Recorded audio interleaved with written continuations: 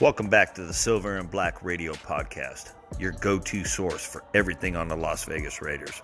Whether you're a diehard motherfucker like me, or just getting to know Raider Nation, our passionate hosts are here to bring you all the excitement on Raiders football.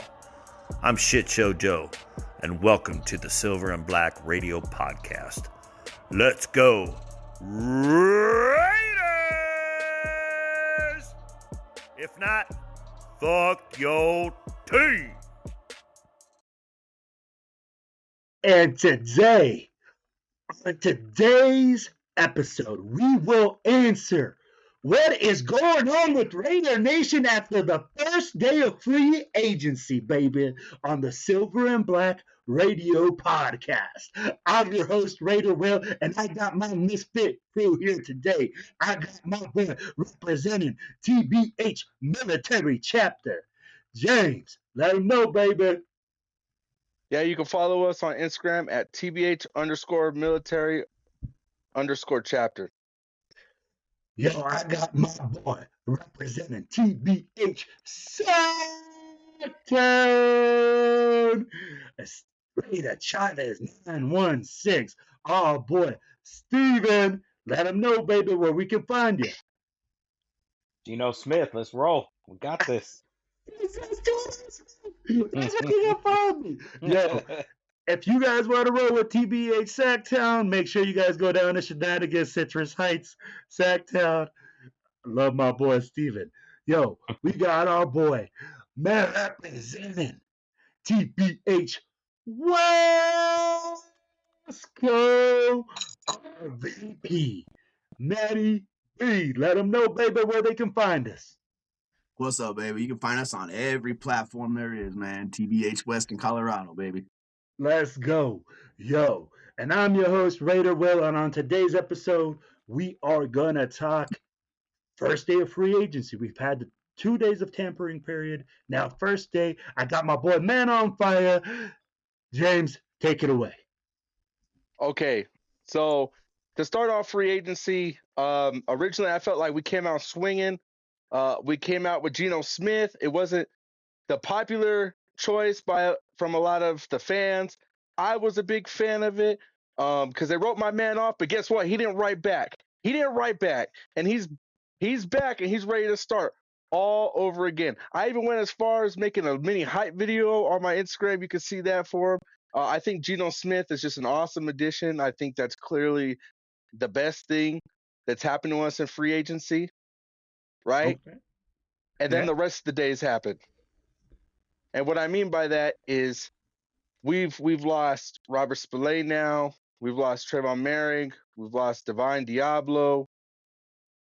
Yeah, it's been a lot of losses on the defensive side of the ball. We lost Nate Hobbs as well, even though Nate Hobbs is considered more of a special package player, according to Mr. Will. But in my opinion right now, on the offensive side of the ball, I think we're winners.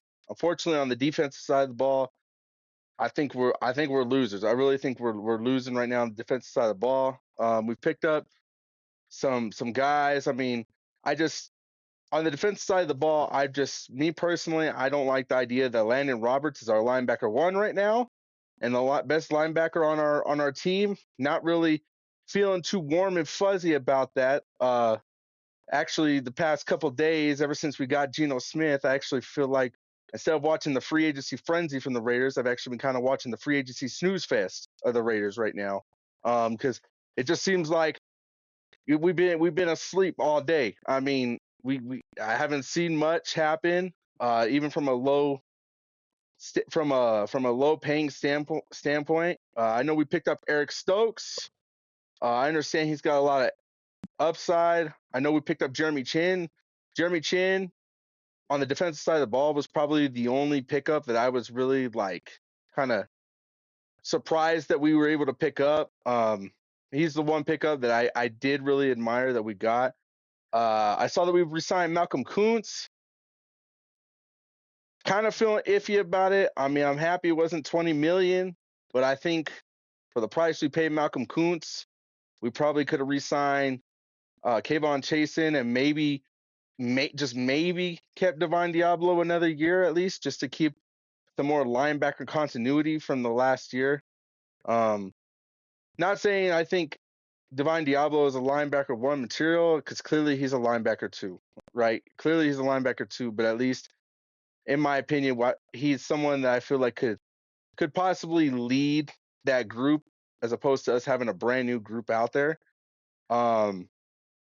And I think that kind of pretty much sums up a lot of it. I just feel like on the defensive side of the ball, we're taking a step back. And I mean, I acknowledge that I know Pete Carroll's more of a drafting defense kind of guy, going very young. I just think as a Raiders fan, I'm kind of afraid of history repeating itself, because it seems like every time we've gone very young on defense, it's never worked out. So I mean, that's just kind of where I'm at. I mean, I would have much rather seen us go after someone the likes of like Asante Samuel. He's still 30 floating around out seconds. there, and I haven't seen him go anywhere. So I think that would have been more of the pick that I would have gone for, as opposed to Eric Stokes. But you know, we don't know what's going to happen with the Geno Smith restructure situation. So it's kind of up in the air. I just hoping that there could still be some viable names that are still available for us here soon. All right, brother. Hey, he got it all out at one time, baby. Yo, let's go to our boy Steven. Let us know your thoughts of what's happened so far in the Raiders off seasons, how you feel, and hey, which way are the Raiders going, brother? All right, so I agree with James with the Geno Smith. I'm excited about the deal. I'm not doing backflips. He's not a Patrick Mahomes or anything like that. But Geno Smith, I was excited when they did it, and then I spent the weekend just breaking down the numbers and looking at everything and seeing how the last 3 years with him have been. I'm like, we have a solid ass starter. This guy's been better than anything we've had, even better than Carr, at least over the last 3 years. I mean, in whole, Derek Carr gave us a lot of years, but over the last 3 years, man, 2 Pro Bowls. Last year threw for over 4,000 yards, 30 touchdowns. Interceptions were a little high, but he had one of the worst offensive lines in football. Uh, there's a lot of Raider fans that really hate this move, and I'm like, I don't think you guys understand what this guy's been doing. I don't think you guys have been paying attention. He has actually been putting up some numbers and playing solid, and he put up really good numbers with Pete Carroll there, and now he's back with his head coach. So I'm excited about that. I think we have a solid starter at quarterback, and we have a better line than Seattle does as well. We need some depth, but we definitely have a better offensive line than they do. And where I'll push back a little bit on James is I think defensively. Now, the last time I came on here, I did say it would be a huge disappointment and a loss in free agency if we lost Spillane. And and we did. We lost Spillane. That hurts. That breaks my heart because he was a Raider and I would have loved to see him finish his career a Raider. Uh, but and he got the bag over in New England. And I kind of see what the Raiders are doing. They're not gonna give those massive contracts like we used to do to players that aren't making the Pro Bowl and things like that. Merritt got a lot of money, Spillane got a lot of money. Those are good players that I'd love to have on our defense still, but they're getting paid like Pro Bowlers, and none of them have made the Pro Bowl. And as far as talking about going younger with the draft, the teams that do that are the teams that are winning nowadays, are winning through the draft, not overpaying for free agency. And but the players that we've put to replace these guys are a little older. So we're not haven't exactly gotten younger. Yes, will they draft some people? Absolutely.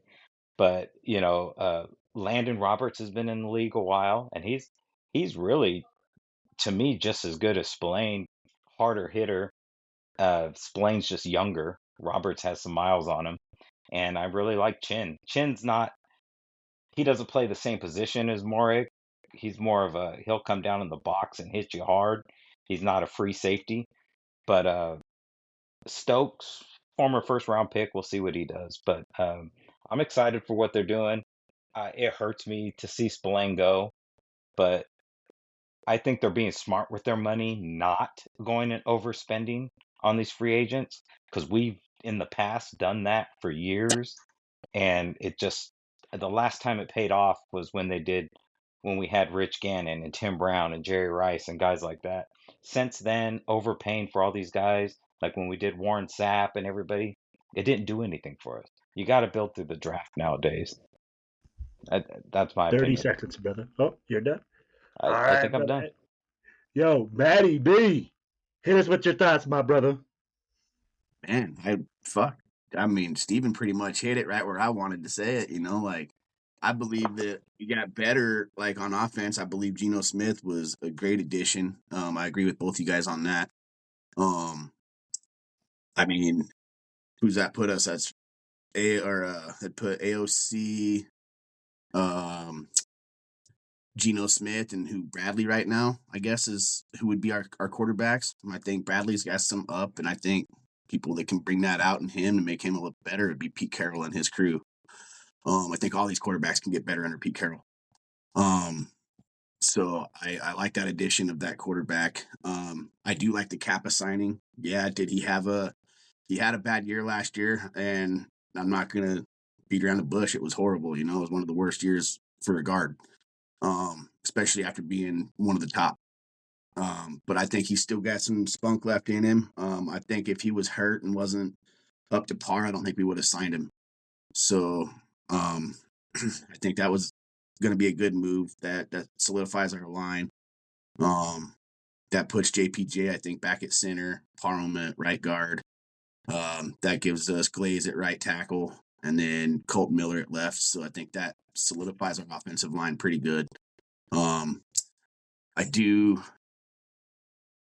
think that we are being a little, what do you call it, greedy with our money this year, and I'm not opposed to it.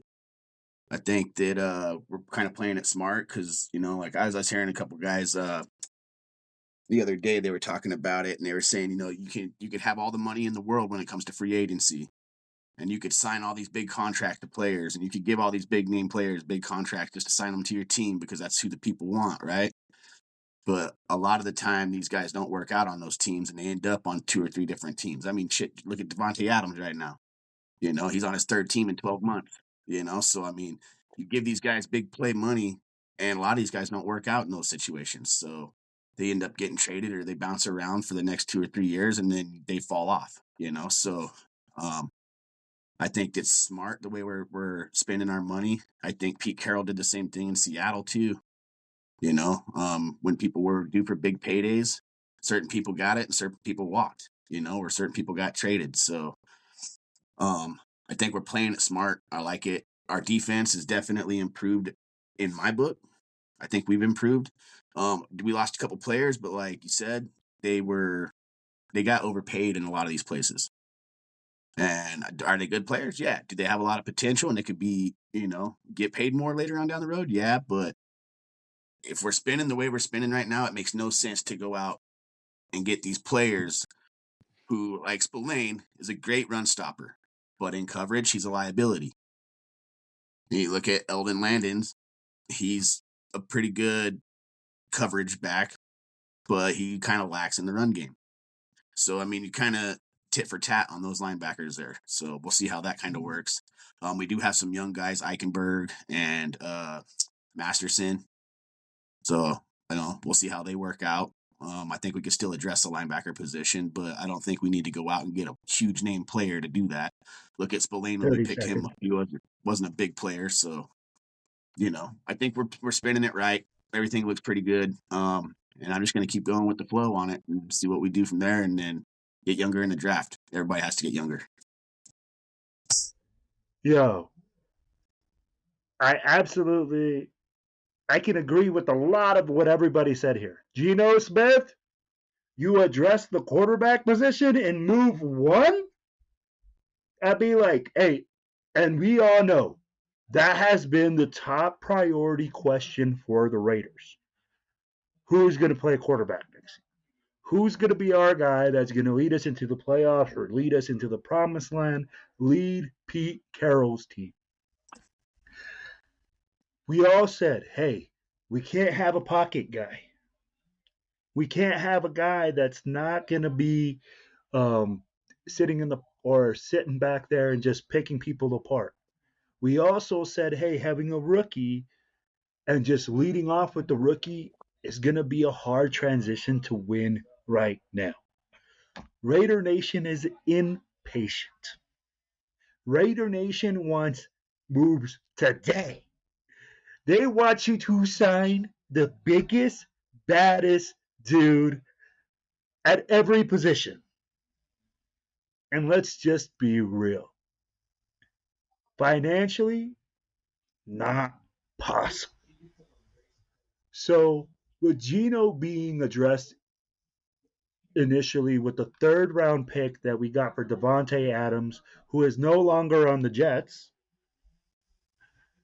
I feel like we got a steal at that spot. We still got all our draft picks, the original draft picks we had, plus, we got now a quarterback that can transition our team. Then we have a guy that's a veteran.